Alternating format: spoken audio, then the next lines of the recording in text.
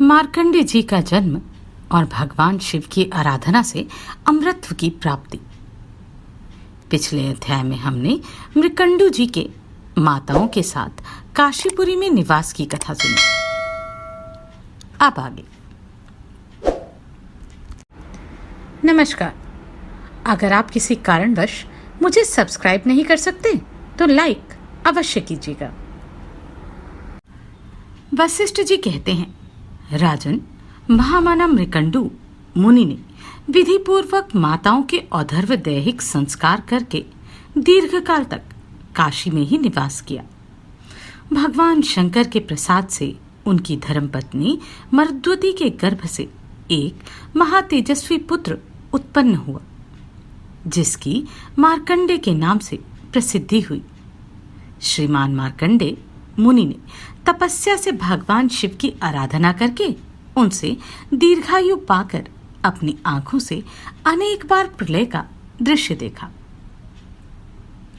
दिलीप ने पूछा, मुनिवर, आपने पहले यह बात बताई थी कि मृकंडू मुनि ने मरुद्वती से कोई संतान नहीं हुई, फिर भगवान शिव के प्रसाद से उन्होंने किस प्रकार पुत्र प्राप्त किया तथा वह पुत्र शंकर जी के प्रसाद से कैसे दीर्घायु हुआ? इन सब बातों को मैं विस्तार के साथ सुनना चाहता हूं। आप बताने की कृपा कीजिए। वशिष्ठ जी ने कहा, राजन सुनो, मैं मार्कंडे जी के जन्म का वृतांत बतलाता हूं। महामुनि मृकंडू के कोई संतान नहीं थी, अतः उन्होंने अपनी पत्नी के साथ तपस्या और नियमों का पालन करते हुए भगवान शंकर को संतुष्ट किया। संतुष्ट होने पर पिनाकधारी शिव ने पत्नी सहित मुनि से कहा, मुने, मुझसे कोई वर मांगो। तब मुनि ने यह वर मांगा, परमेश्वर, आप मेरे स्तवन से संतुष्ट हैं, इसलिए मैं आपसे एक पुत्र चाहता हूं। महेश्वर, मुझे अब तक कोई संतान नहीं हुई। भगवान शंकर बोले, मुने, क्या तुम उत्तम गुणों से हीन चिरंजीवी पुत्र चाहते हो या केवल 16 वर्ष की आयु वाला एक ही गुणवान एवं सर्वज्ञ पुत्र पाने की इच्छा रखते हो? उनके इस प्रकार पूछने पर धर्मात्मा मृकंडू ने कहा, जगदीश्वर, मैं गुणहीन पुत्र नहीं चाहता। उसकी आयु छोटी ही क्यों ना हो, वह सर्वज्ञ होना चाहिए। भगवान शंकर बोले, अच्छा, तो तुम्हें 16 वर्ष की आयु वाला एक पुत्र प्राप्त होगा, जो परम धार्मिक, सर्वज्ञ, गुणवान, लोक में यशस्वी और ज्ञान का समुद्र होगा। ऐसा कहकर भगवान शिव अंतर्धान हो गए और मुनिवर मृकंडू इच्छानुसार वरदान पाकर प्रसन्न हो अपने आश्रम में लौट आए। उनकी पत्नी मरुद्वती बहुत दिनों के बाद गर्भवती हुई। मुनि ने विधि पूर्वक गर्भाधान संस्कार किया था। तदनंतर गर्भस्थ बालक में चेष्टा उत्पन्न होने से पहले पुरुष की वृद्धि के लिए उन्होंने किसी शुभ दिन को गुह्य सूत्रों में बताई हुई विधि के अनुसार अच्छे ढंग से पुंसवान संस्कार किया।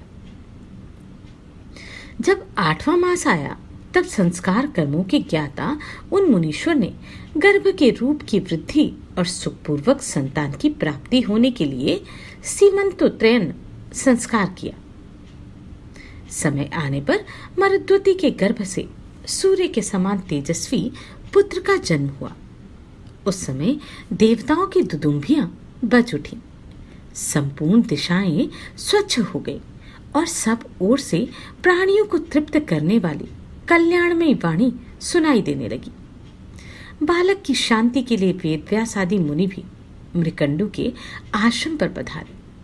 साक्षात महामुनि वेदव्यास ने बालक का जातकर्म संस्कार कराया।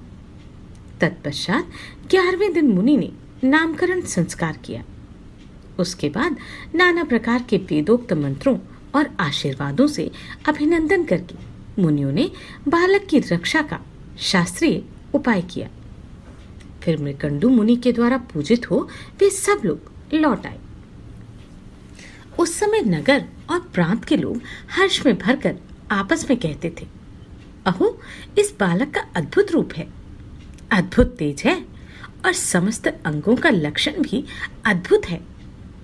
मरुद्वती के सौभाग्य से साक्षात भगवान शंकर ही इस बालक के रूप में प्रकट हुए हैं।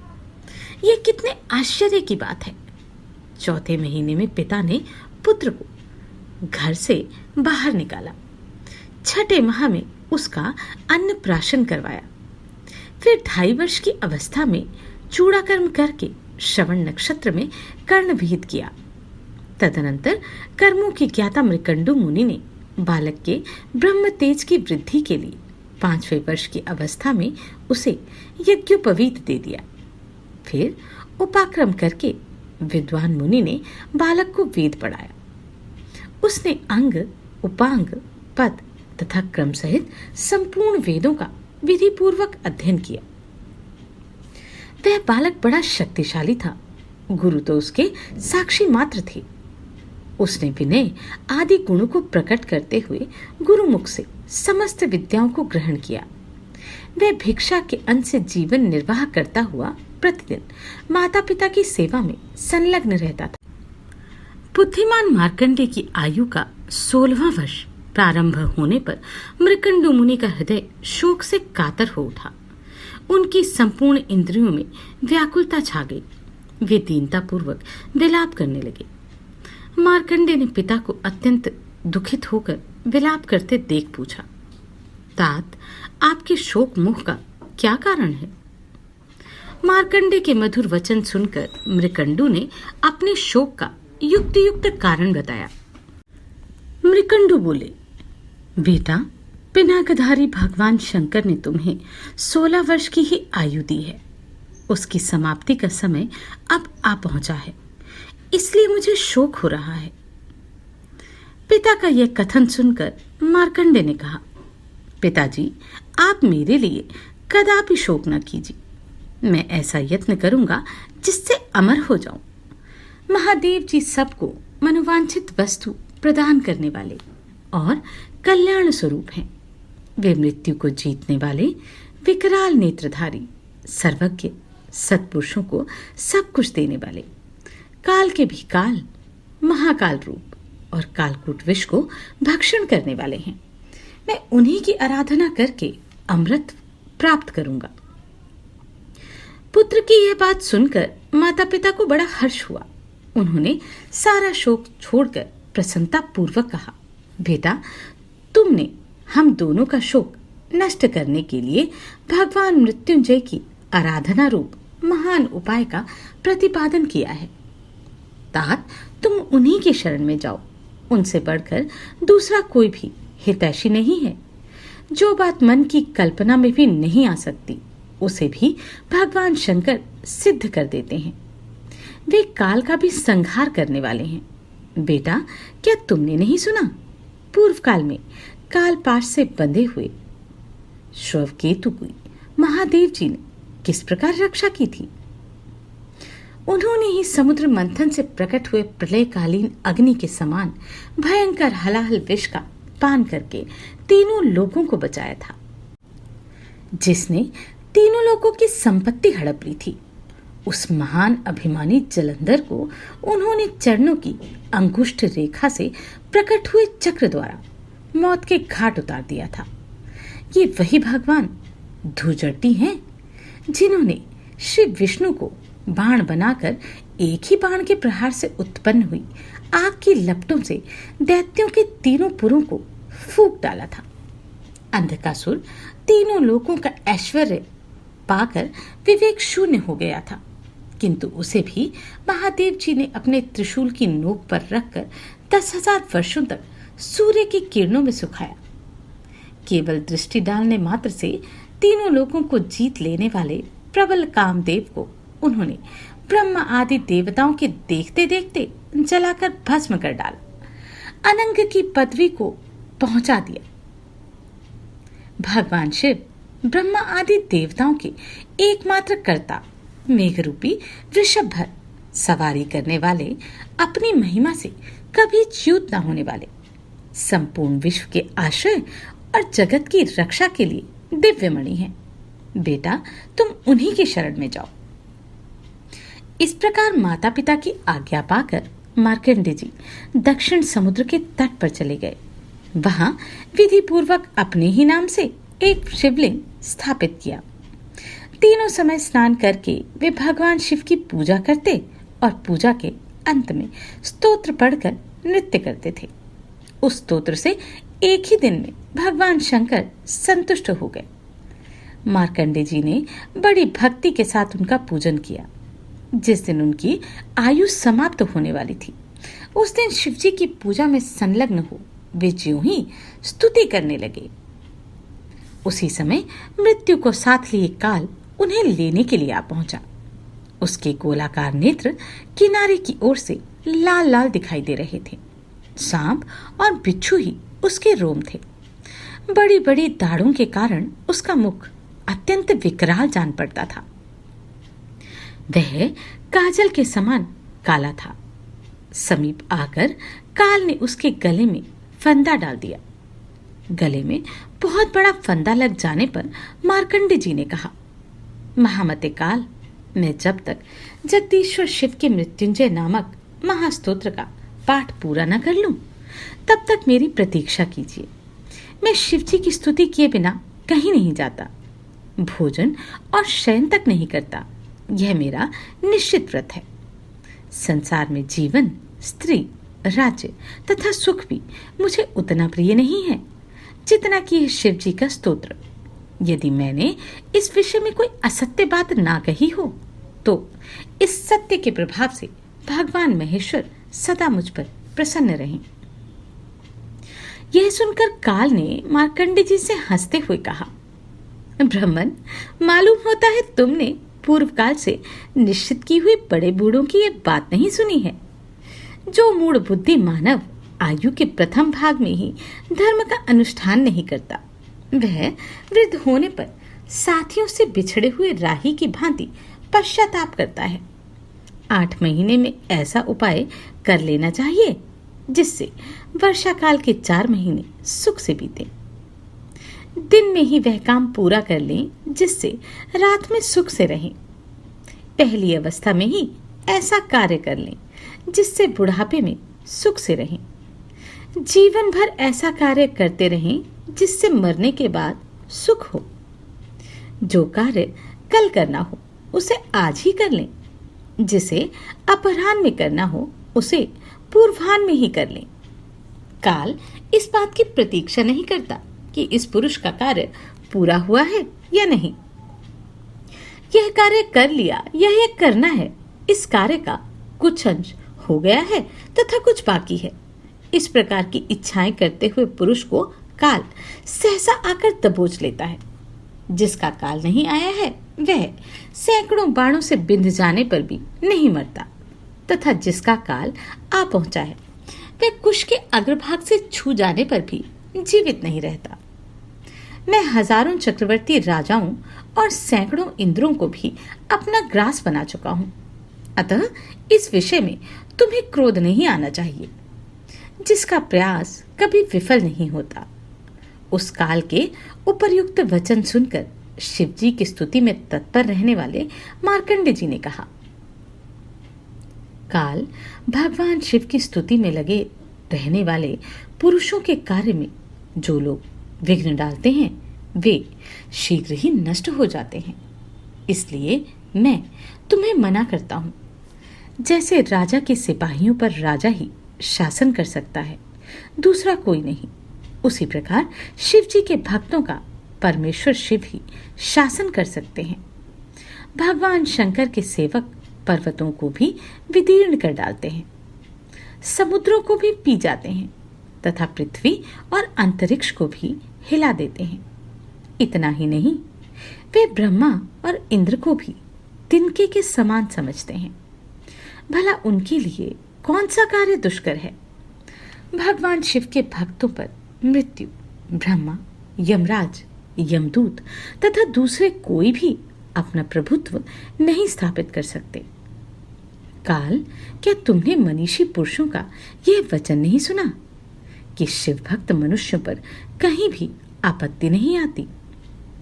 ब्रह्मा आदि संपूर्ण देवता क्रुद्ध हो जाएं, तो भी वे उन्हें मारने की शक्ति नहीं रखते। मार्कंडे जी के इस प्रकार फटकारने पर भगवान काल आंखें फाड़ फाड़ कर उनकी ओर देखने लगे, मानो तीनों लोगों को निगल जाएंगे।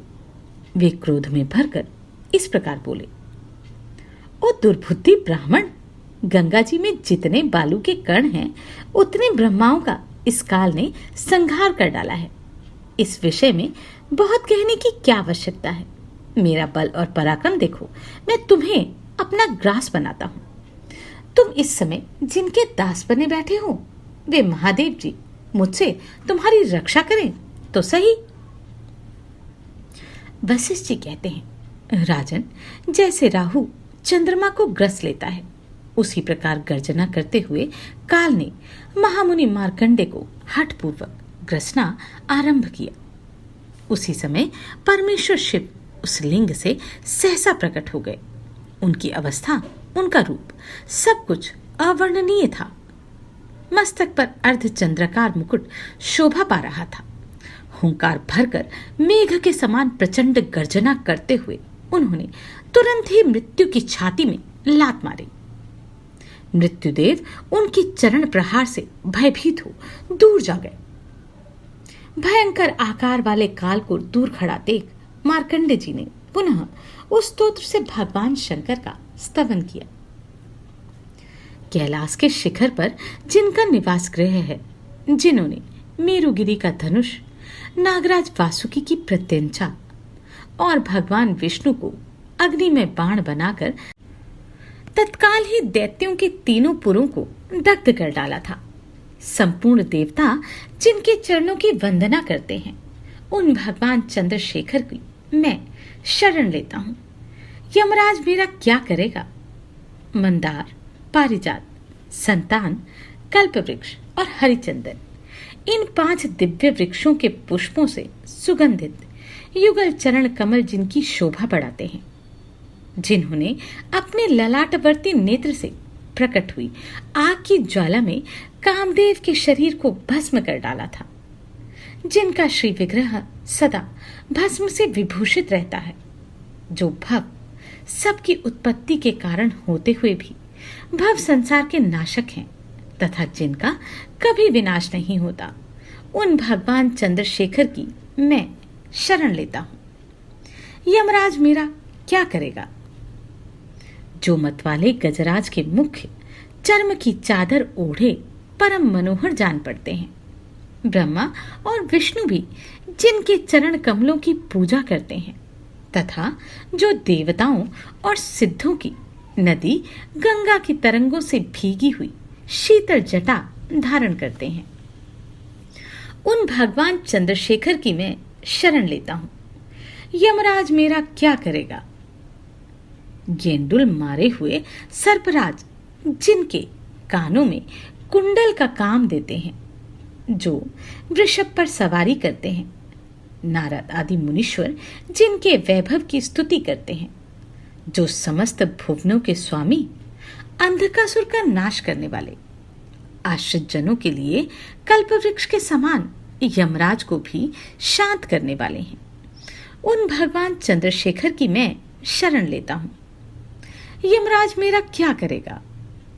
जो यक्षराज कुबेर के सखा, भग देवता की आंख फोड़ने वाले और सर्पों के आभूषण धारण करने वाले हैं, जिनके श्री विग्रह के सुंदर वाम भाग को गिरिराज किशोरी उमा ने सुशोभित कर रखा है, कालकूट विष पीने के कारण जिनका कंठभाग नीले रंग का दिखाई देता है, जो एक हाथ में फरसा और दूसरे में मृग लिए रहते हैं, उन भगवान चंद्रशेखर की मैं शरण लेता हूं। यमराज मेरा क्या करेगा? जो जन्म मरण के रोग से ग्रस्त पुरुषों के लिए औषध रूप हैं, समस्त आपत्तियों का निवारण और दक्ष यज्ञ का विनाश करने वाले, सत्व आदि 3 गुण जिनके स्वरूप हैं, जो 3 नेत्र धारण करते भोग और मोक्ष रूपी फल देते तथा संपूर्ण पाप राशि का संहार करते हैं, उन भगवान चंद्रशेखर की मैं शरण लेता हूं। यमराज मेरा क्या करेगा? जो भक्तों पर दया करने वाले हैं, अपनी पूजा करने वाले मनुष्यों के लिए अक्षय निधि होते हुए भी जो स्वयं दिगंबर रहते हैं, जो सब भूतों के स्वामी, परात्पर, अप्रेमय और उपमार रहित हैं, पृथ्वी, जल, आकाश, अग्नि और चंद्रमा के द्वारा जिनका श्री विग्रह सुरक्षित है, उन भगवान चंद्रशेखर की मैं शरण लेता हूं। यमराज मेरा क्या करेगा?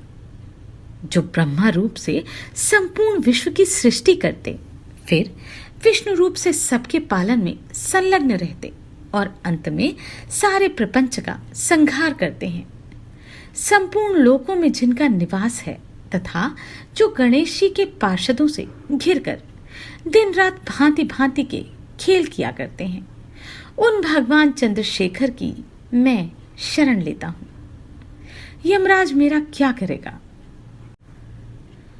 दुख को दूर करने के कारण जिन्हें रुद्र कहते हैं, जो जीव रूपी पशुओं का पालन करने से पशुपति, स्थिर होने से स्थाणु, गले में नीला चिन्ह धारण करने से नीलकंठ और भगवती उमा के स्वामी होने से उमापति नाम धारण करते हैं, उन भगवान शिव को मैं मस्तक झुकाकर प्रणाम करता हूं। मृत्यु मेरा क्या कर लेगी? जिनके गले में काला दाग है, जो कला मूर्ति, कालाग्नि स्वरूप और काल के नाशक हैं, उन भगवान शिव को मैं मस्तक झुकाकर प्रणाम करता हूं। मृत्यु मेरा क्या कर लेगी? जिनका कंठ नील और नेत्र विकराल होते हुए भी जो अत्यंत निर्मल और उपद्रव रहित हैं, उन भगवान शिव को मैं मस्तक झुकाकर प्रणाम करता हूं। मृत्यु मेरा क्या कर लेगी? जो वामदेव, महादेव, विश्वनाथ और जगतगुरु नाम धारण करते हैं, उन भगवान शिव को मैं मस्तक झुकाकर प्रणाम करता हूं। मृत्यु मेरा क्या कर लेगी? जो देवताओं के भी आराध्य देव, जगत के स्वामी और देवताओं पर भी शासन करने वाले हैं, जिनकी ध्वजा पर वृषभ का चिन्ह बना हुआ है, उन भगवान शिव को मैं मस्तक झुकाकर प्रणाम करता हूं। मृत्यु मेरा क्या कर लेगी? जो अनंत, अविकारी, शांत, रुद्राक्ष मालाधारी और सबके दुखों का हरण करने वाले हैं, उन भगवान शिव को मैं नतमस्तक झुकाकर प्रणाम करता हूं। मृत्यु मेरा क्या कर लेगी? जो परमानंद स्वरूप, नित्य एवं कैवल्य पद मोक्ष की प्राप्ति के कारण है, उन भगवान शिव को मैं मस्तक झुकाकर प्रणाम करता हूं। मृत्यु भला मेरा क्या कर लेगी?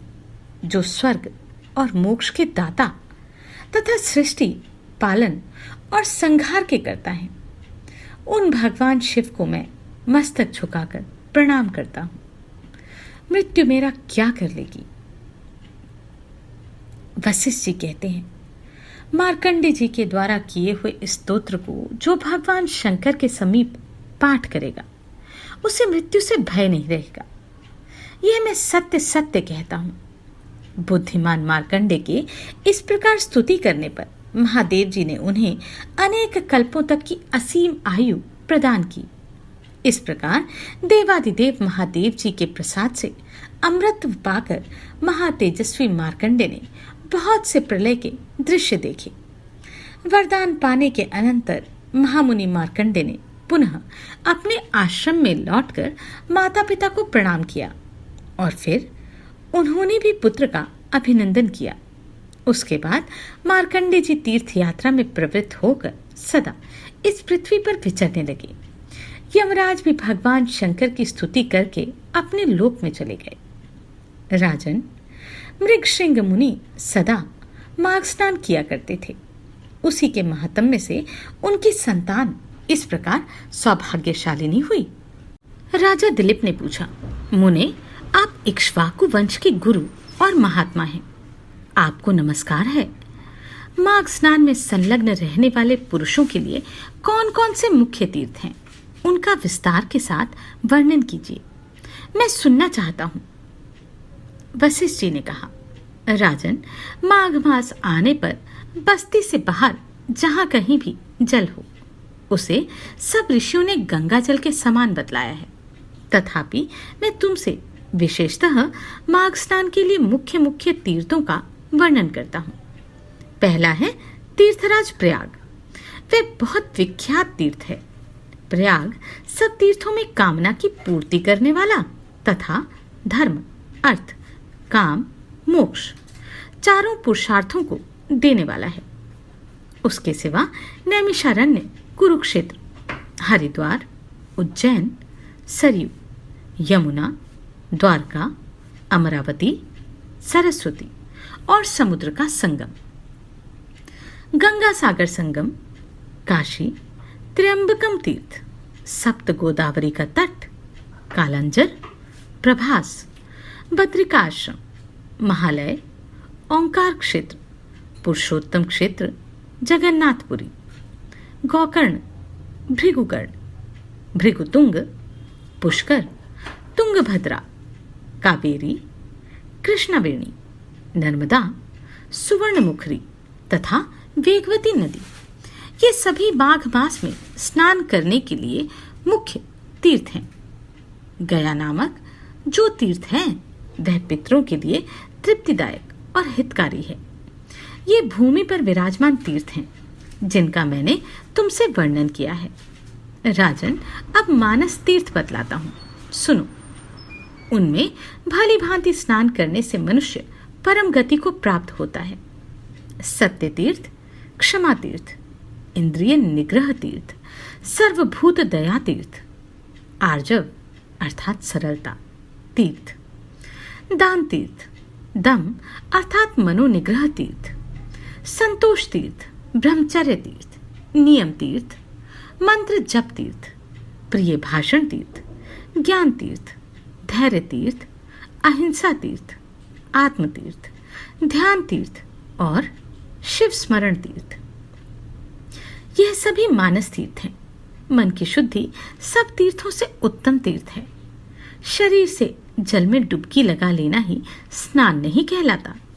जिसने मन और इंद्रियों के संयम में स्नान किया है वास्तव में उसी का स्नान सफल है, क्योंकि वह पवित्र एवं स्नेहयुक्त चित्त वाला माना गया है। जो लोभी, चुगलखोर, क्रूर, दंभी और विषय लोलुप हैं, वे संपूर्ण तीर्थों में स्नान करके भी पापी और मलिन ही बना रहता है। केवल शरीर की मैल छुड़ाने से मनुष्य निर्मल नहीं होता। मन की मैल धुलने पर ही वह अत्यंत निर्मल होता है। जलचर जीव जल में ही जन्म लेते और उसी में मर जाते हैं, किंतु इससे वे स्वर्ग नहीं जाते, क्योंकि उनके मन की मैल नहीं धुल सकती। विषयों में जो अत्यंत आसक्ति होती है उसी को मानसिक मल कहते हैं। विषयों की ओर से वैराग हो जाना ही मन की निर्मलता है।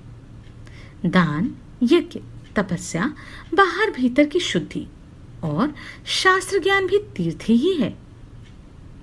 यदि अंतःकरण का भाव निर्मल हो तो यह सब के सब तीर्थ ही हैं। जिसने इंद्रिय समुदाय को काबू में कर लिया अर्थात वश में कर लिया, वह मनुष्य जहां जहां निवास करता है वहीं वहीं उसके लिए कुरुक्षेत्र, नैमिषारण्य और पुष्कर आदि तीर्थ प्रस्तुत हैं। जो ज्ञान से पवित्र, ध्यान रूपी जल से परिपूर्ण और राग द्वेष रूपी मल को धो देने वाला है, ऐसे मानस तीर्थ में जो स्नान करता है वह परम गति को प्राप्त होता है। राजन, यह मैंने तुम्हें मानस तीर्थ का लक्षण बतलाया है। अब भूतल के तीर्थों की पवित्रता का कारण सुनो। जैसे शरीर के कुछ भाग परम पवित्र माने गए हैं, उसी प्रकार पृथ्वी के भी कुछ स्थान अत्यंत पुण्यमय माने जाते हैं। भूमि के अद्भुत प्रभाव, जल की शक्ति और मुनियों के अनुग्रह पूर्वक निवास से तीर्थों को पवित्र बताया गया है। इसलिए भौम और मानस सभी तीर्थों में जो नित्य स्नान करता है वह परम गति को प्राप्त होता है। प्रचुर दक्षिणा वाले अग्नियोष्ठम आदि यज्ञों से यजन करके भी मनुष्य उस फल को नहीं पाता जो उसे तीर्थों में जाने से प्राप्त होता है। जिसके दोनों हाथ, दोनों पैर और मन भली भांति वश में है, तथा जो विद्या, तप और कीर्ति से संपन्न हो वह तीर्थ के फल का भागी होता है। जो प्रतिग्रह से निवृत्त, जिस किसी वस्तु से भी संतुष्ट रहने वाला और अहंकार से मुक्त है वह तीर्थ के फल का भागी होता है। श्रद्धा पूर्वक एकाग्रचित हो तीर्थों की यात्रा करने वाला धीर पुरुष कृतघ्न हो तो भी शुद्ध हो जाता है। फिर जो शुद्ध कर्म करता है उसकी तो बात ही क्या है। वह मनुष्य पशु पक्षियों की योनि में नहीं पड़ता, बुरे देश में जन्म नहीं लेता, दुख का भागी नहीं होता, स्वर्गलोक में जाता और मोक्ष का उपाय भी प्राप्त कर लेता है। अश्रद्धालु, पापात्मा, नास्तिक, संशयात्मा और केवल युक्तिवाद का सहारा लेने वाला, ये 5 प्रकार के मनुष्य तीर्थ फल के भागी नहीं होते। जो शास्त्रोक्त तीर्थों में विधि पूर्वक विचरते और सब प्रकार के द्वंद्वों को सहन करते हैं वे धीर मनुष्य स्वर्गलोक में जाते हैं। तीर्थ में अर्घ्य और आवाहन के बिना ही श्राद्ध करना चाहिए। वह श्राद्ध के योग्य काल हो या ना हो, तीर्थ में बिना विलंब किए श्राद्ध और तर्पण करना उचित है। उसमें विघ्न नहीं डालना चाहिए। अन्य कार्य के प्रसंग से भी तीर्थ में पहुंच जाने पर स्नान करना चाहिए। ऐसा करने से तीर्थ यात्रा का नहीं परंतु तीर्थ स्थान का फल अवश्य प्राप्त होता है। तीर्थ में नहाने से पापी मनुष्य के पाप की शांति होती है। जिनका हृदय शुद्ध है उन मनुष्यों को तीर्थ शास्त्रोक्त फल प्रदान करने वाला होता है। जो दूसरे के लिए तीर्थ यात्रा करता है वह भी उसके पुण्य का 16वां अंश प्राप्त कर लेता है। कुश की प्रतिमा बनाकर तीर्थ के जल में उसे स्नान कराएं। जिसके उद्देश्य से उस प्रतिमा को स्नान कराया जाता है वह पुरुष तीर्थ स्थान के पुण्य का 8वां भाग प्राप्त करता है। तीर्थ में जाकर उपवास करना और सिर के बालों का मुंडन कराना चाहिए। मुंडन से मस्तक के पाप नष्ट हो जाते हैं। जिस दिन तीर्थ में पहुंचे उसके पहले दिन उपवास करें और दूसरे दिन श्राद्ध एवं दान करें। तीर्थ के प्रसंग में मैंने श्राद्ध को ही तीर्थ बतलाया है। यह स्वर्ग का साधन तो है ही, मोक्ष प्राप्ति का भी उपाय है। इस प्रकार नियम का आश्रय ले माघ मास में व्रत ग्रहण करना चाहिए और उस समय ऐसी ही तीर्थ यात्रा करनी चाहिए। माघ मास में स्नान करने वाला पुरुष सब जगह कुछ न कुछ दान अवश्य करे।